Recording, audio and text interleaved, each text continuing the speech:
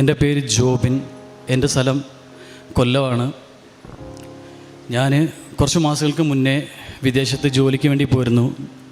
ദുബായിൽ visiting visa എടുത്താണ് ഞാൻ ജോലിക്ക് വേണ്ടി പോയിരുന്നത്. പോയ സമയത്ത് 2 മാസം വിസിറ്റിംഗ് എടുത്ത് പോയ സമയത്ത് എനിക്ക് ജോലി ലഭിച്ചില്ല. അതിനുശേഷം ഞാൻ വീണ്ടും പുതുക്കി. ആ സമയത്ത് എനിക്ക് ജോലി ലഭിച്ചു. ആ 2 മാസം ഞാൻ ജോലി ചെയ്തു.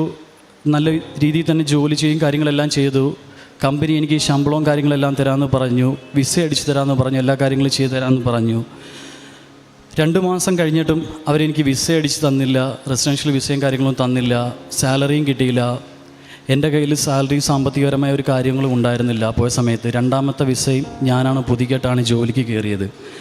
ആ സമയത്ത് പരിപൂർണമായിട്ടും അവരൊരു കാര്യം ചെയ്യുന്ന സമയത്ത് അവർ എന്നെ ഒഴിവാക്കുകയും വേണമെങ്കിൽ ഒരു വിസിറ്റിംഗ് വിസ അടിച്ചു തരാം, അങ്ങനെയാണെങ്കിൽ ജോലിക്ക് നിന്നോളാൻ പറഞ്ഞു. ഞാൻ പറഞ്ഞു എനിക്കത് പറ്റത്തില്ല, റെസിഡൻഷ്യൽ വിസ ആണെങ്കിൽ മാത്രം ഞാൻ ജോലി ചെയ്യാമെന്ന് പറഞ്ഞു.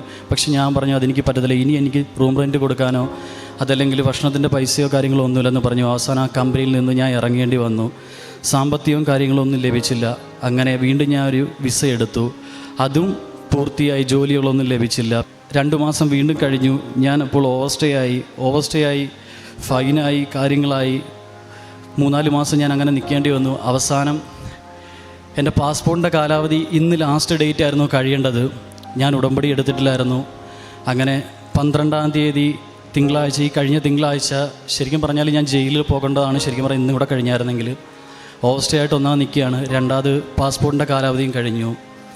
അപ്പം ഞാൻ തിങ്കളാഴ്ച യൂട്യൂബിൽ അച്ഛൻ്റെ പ്രാർത്ഥന കാണുകയും റീൽസ് കാണുകയും പ്രാർത്ഥന കാണുകയും അങ്ങനെ ഞാൻ പ്ലേ സ്റ്റോറിൽ കയറി ആപ്പ് ഡൗൺലോഡ് ചെയ്ത് കൃപാസനത്തിലെ വാട്സപ്പ് ഗ്രൂപ്പിൽ ജോയിൻ ചെയ്യുകയും അതിനകത്ത് തന്നെ പ്രാർത്ഥിക്കുകയും ചെയ്തുകൊണ്ടിരുന്നു.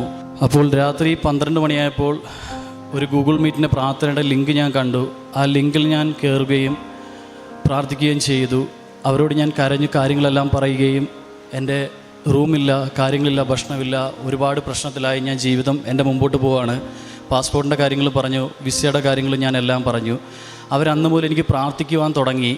തിങ്കളാഴ്ച പ്രാർത്ഥിക്കാൻ തുടങ്ങി. ചൊവ്വാഴ്ച അവരെനിക്ക് വേണ്ടി പ്രാർത്ഥിച്ചു. ബുധനാഴ്ച ഉച്ചയായപ്പോഴത്തേക്ക് എനിക്ക് ഒരു മാർഗ്ഗമില്ലായിരുന്നു. ഞാനും മാതാവിൻ്റെ മുമ്പിൽ പ്രത്യക്ഷീകരണ പ്രാർത്ഥന പഠിച്ച് ഓൺലൈനായിട്ട് പ്രാർത്ഥന പഠിച്ചതിൻ്റെ ഫലമായിട്ട് മാതാവ് എനിക്ക് ഔട്ട് പാസ് എടുക്കുന്ന ഒരു മാർഗ്ഗം മാത്രമേ എൻ്റെ മുമ്പിലുള്ളൂ. തിരിച്ചിനി വരാൻ അങ്ങോട്ട് പറ്റത്തില്ല, ബാനാവും. അപ്പോൾ പരിപൂർണ്ണമായിട്ട് തന്നെ എനിക്ക് ബുധനാഴ്ച ഉച്ചയായപ്പോഴത്തേക്ക് തന്നെ എനിക്ക് ഔട്ട് പാസ് എടുക്കാനുള്ള സാമ്പത്തികം ലഭിച്ചു. അപ്പോൾ തന്നെ ഞാൻ ഓടിപ്പോയിട്ട് ഐ പി സെൻ്ററിൽ കൊണ്ടുപോയി സാമ്പത്തികം കൊടുക്കുകയും ക്യാഷ് കൊടുക്കുകയും വൈകിട്ട് തന്നെ ഞാൻ അപ്ലൈ ചെയ്യുകയും ചെയ്തു.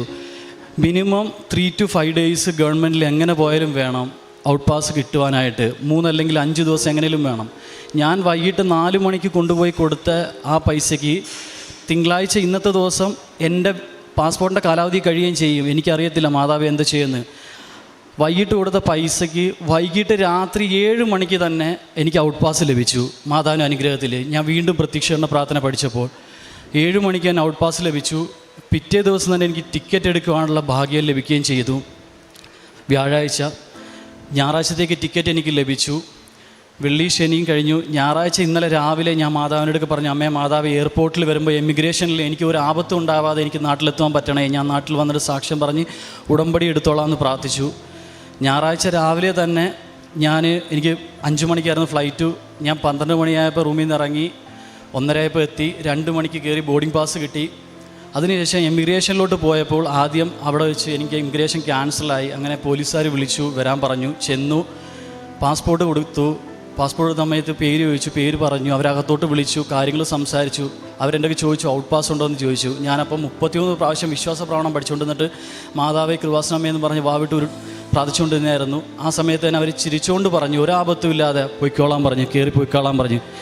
അമ്മയും മാതാവ് ഒരുപാട് എന്നെ അനുഗ്രഹിച്ച് അന്നത്തെ ദിവസം. ഇന്നത്തെ ദിവസം ശരിക്കും പറഞ്ഞാൽ ഇന്ന് ലാസ്റ്റ് ദിവസമായിരുന്നു എൻ്റെ സത്യം പറഞ്ഞാൽ. ഞാൻ അങ്ങനെ അമ്മയോടൊക്കെ പറഞ്ഞു, അമ്മയും മാതാവേ ഞാൻ നാട്ടിൽ വന്ന് സാക്ഷ്യം പറഞ്ഞോളാം, ഉടമ്പടി എടുത്ത്. ഇന്ന് രാവിലെ തന്നെ വെളുപ്പിനെ ഞാൻ ഇന്നലെ രാത്രി എത്തി, വൈകിട്ട് എത്തി ട്രിവാൻഡ്രത്ത്. ഇന്നലെ രാത്രി ഒന്ന് വീട്ടിൽ കിടന്നു വന്നിട്ട് രാവിലെ തന്നെ ഞാൻ ഇവിടെ എത്തി. രാവിലെ തന്നെ വന്ന് ഉടമ്പടി എടുത്തു, ക്ലാസ്സിന് കയറി ഉടമ്പടി എടുത്തു, പ്രാർത്ഥിച്ചു. സാക്ഷ്യം എന്ന് പറയാമെന്ന് പറഞ്ഞ് ഇന്ന് തന്നെ ഞാൻ ഓൺലൈൻ എല്ലാം പ്രാർത്ഥിച്ചു. ഇന്ന് തന്നെ ഞാൻ സാക്ഷ്യം പറയുകയും ചെയ്തു. ഒരുപാട് കൃപാസനം മാതാവിനും മാതാവിൻ്റെ മകനോട് ഞാൻ ഒരുപാട് നന്ദി പറയുകയാണ്. അത്രയ്ക്ക് വേദനിച്ചായിരുന്നു ഞാൻ ശരിക്കും പറയാം. ഇന്നൊരു ദിവസം കഴിഞ്ഞാൽ നാളെ ഉണ്ടാവോ ഇല്ലയോ ഒന്നും അറിയത്തില്ല.